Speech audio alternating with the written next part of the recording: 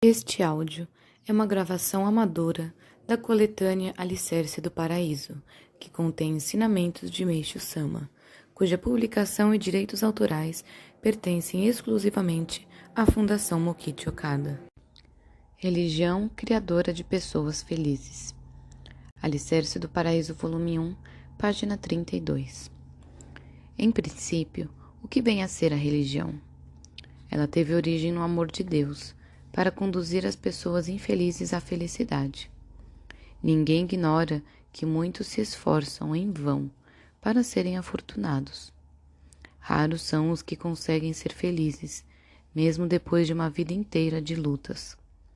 Longe de ser feliz, a maioria das pessoas vive uma sucessão de infelicidades. Mesmo que a teoria aprendida através da instrução escolar ou da leitura de biografias e livros sobre grandes personalidades seja fielmente posta em prática, são raros os casos bem-sucedidos. A teoria bem embasada merece admiração, mas todos, por experiência própria, sabem que na prática as coisas não ocorrem de acordo com ela. Por exemplo, quem segue fielmente o caminho da honestidade é visto como ingênuo ou tolo. Entretanto, se muda a forma de agir e faz coisas suspeitas, cai no descrédito ou até mesmo nas malhas da lei. Por fim, o indivíduo não sabe como proceder. Por esse motivo é que os espertos definem que o melhor é viver desonestamente, simulando atitudes honestas. Essa filosofia de vida se disseminou, e dentre seus adeptos, os melhores se tornam os bem-sucedidos. Razão porque as pessoas tendem a seguir tais exemplos, e os males sociais não diminuem.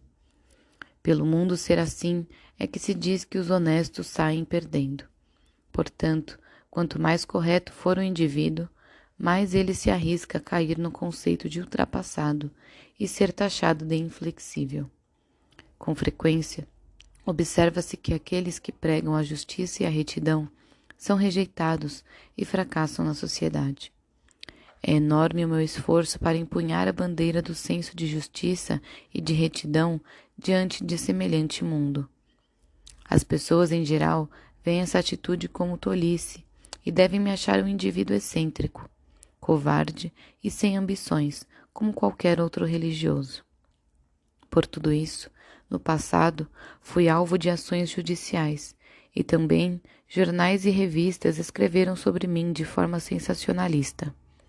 Este tratamento cruel que recebi se deve ao fato de eu ter escrito destemidamente contra o mal, bem como a inveja suscitada por conta de nosso rápido crescimento. Ultimamente, apesar de todas as pressões, em vista da constância e da força com que estamos expandindo, a sociedade nos tem visto com outros olhos. Acima de tudo, alegra-nos que a situação tenha se abrandado, facilitando o nosso trabalho. Isso se deve ao fato de termos Deus em nossa retaguarda, o que nos permite ultrapassar as adversidades com segurança. Ou seja, nossa religião possui uma grande proteção, não encontrada nas demais. Podemos compreender a respeito disso observando a forma da atuação das religiões de até agora. Em linhas gerais, existem dois tipos. O primeiro é aquele que, reivindicando justiça, segue destemidamente. A religião Hokkekyo de Nichiren é o melhor exemplo disso, e por essa razão sofreu perseguições atrozes. Em consequência dessa adversidade, enquanto o fundador esteve à frente, não houve uma expansão expressiva.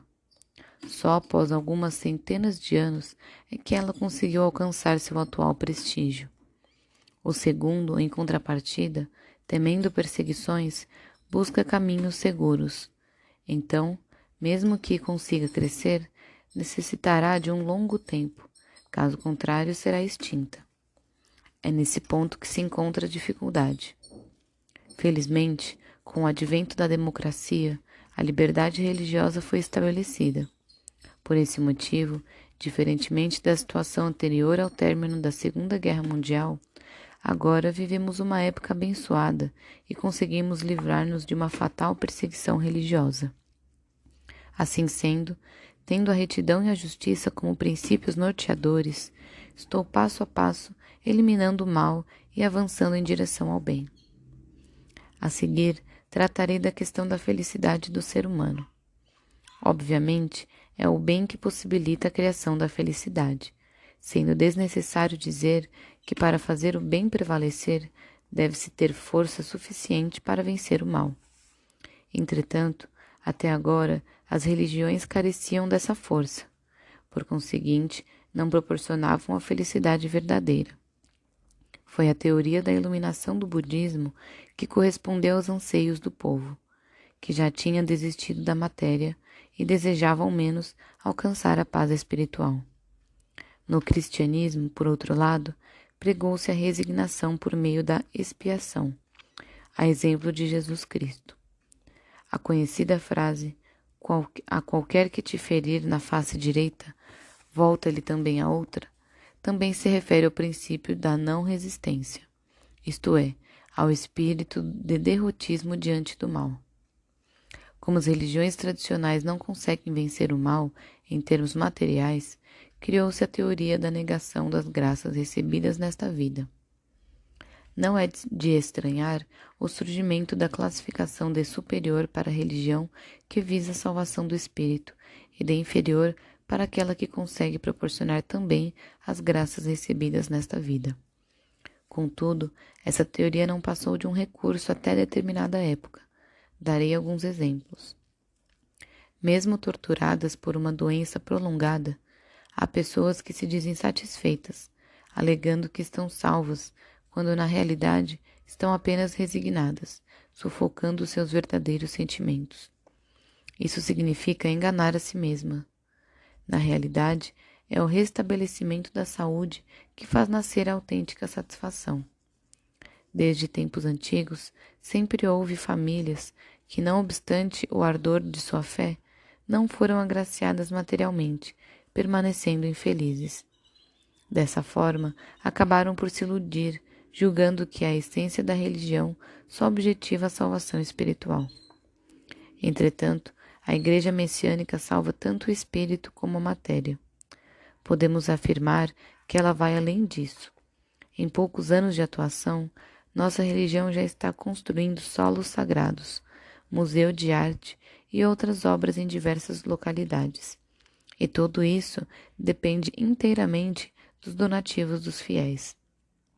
E como abominamos a exploração, temos como diretriz contar apenas com o recebimento do donativo espontâneo.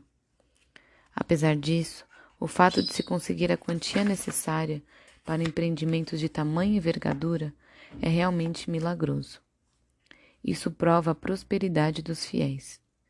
Longe de ser temporário, o donativo tende a aumentar, razão porque nunca me preocupei com dinheiro. Tudo é uma questão de época, porque quando as religiões antigas surgiram, elas podiam ser de caráter shōjo, e por esse motivo, o fato de seus fundadores levarem uma vida de privações não constituía nenhum problema. Todavia, hoje isso não é viável. Tudo adquiriu caráter universal, de modo que é preciso que nossas atividades sejam de grande porte, para salvar a humanidade. Quanto maior essa escala, maior o número de pessoas que serão salvas. Por essa razão, ao tomarem conhecimento dos nossos grandes projetos, com certeza as pessoas mudarão sua visão em relação à nossa religião. 10 de junho de 1953